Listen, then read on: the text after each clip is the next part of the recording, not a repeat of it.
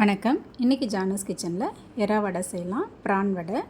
நான் அதுக்காக 2 கைப்பிடி அளவுக்கு கடலைப்பருப்பை 3 மணி நேரத்துக்கு ஊற வச்சுருந்தேன். அதை தண்ணி இல்லாமல் இந்த மாதிரி வடிச்சிக்கலாம். அது இருக்கட்டும். ஒரு மிக்ஸி ஜாரில் 4-5 வரமிளகாய் சேர்த்துருக்கேன். கொஞ்சமாக பெருஞ்சீரகம் சேர்த்துட்டு நம்ம வடித்து வச்சுருந்த கடலைப்பருப்பையும் எடுத்து அதில் சேர்த்து இந்த மாதிரி கோர்ஸாக அரைச்சி எடுத்துக்கலாம். ரொம்ப மழமழன்னு அரைக்க வேண்டாம், கோர்ஸாக இருக்கட்டும். இதை ஒரு பாத்திரத்துக்கு மாற்றிக்கிறேன்.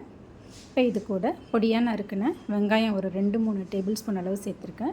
கொஞ்சமாக இஞ்சியும் கட் பண்ணி போட்டிருக்கேன். 4-5 பல் பூண்டு தட்டி போட்டிருக்கேன். இது கூடவே கொஞ்சம் கருவேப்பிலை கொத்தமல்லியும் சேர்த்துக்கிறேன். இது இருக்கட்டும். இப்போ மீடியம் சைஸ் எறா இந்த மாதிரி கட் பண்ணி எடுத்துக்கலாம். எறா வந்து ஒரு 15 நம்பர் தான் இருக்கும். இந்த மாதிரி கட் பண்ணி எடுத்துக்கலாம். கட் பண்ண பிறகு ஒரு கடாயில் 1 டீஸ்பூன் எண்ணெய் சேர்த்துக்கிறேன். இந்த எண்ணெய் காஞ்சதும் அதில் இந்த எறாவை போட்டுக்கலாம். போட்டுட்டு இது கூடவே 1 சிட்டிகை உப்பு, 1 சிட்டிகை மஞ்சள் தூள் சேர்த்து இதை வதக்கிக்கலாம். வதக்கும் போது எறாலேருந்து தண்ணி ரிலீஸ் ஆகும். மீடியம் ஃப்ளேம்லேயே வச்சு இந்த தண்ணி கொஞ்சம் சுண்டுற அளவுக்கு இதை நல்லா வதக்கிக்கலாம்.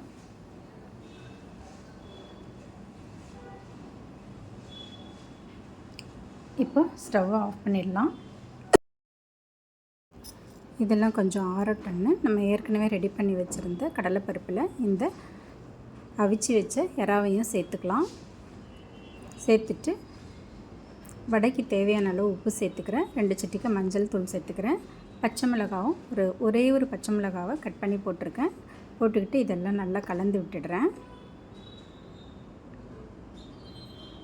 இப்போ நம்ம மசால் வடைக்கு மாவு ரெடி பண்ணுற மாதிரி இப்போது எறா வடைக்கும் மாவு ரெடி ஆகிடுச்சு.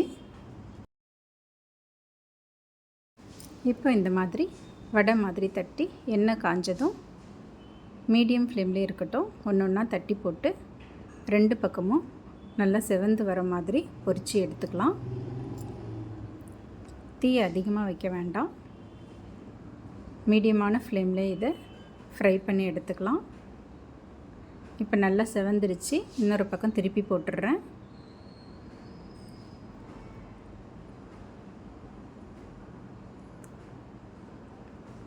இன்னொரு பக்கமும் நல்லா செவந்துருச்சு. அவ்வளோதாங்க, ஒரு டேஸ்டான எறா வடை ரெடி ஆகிடுச்சு. குழந்தைங்களுக்கெல்லாம் இதை செஞ்சு கொடுக்கலாம். ஈவினிங் டைமில் டீ டைம் ஸ்நாக்காகவும் இதை செஞ்சு சாப்பிடலாம். ரொம்ப டேஸ்ட்டாக இருக்கும். ட்ரை பண்ணி பாருங்கள். தேங்க்ஸ் ஃபார் வாட்சிங்.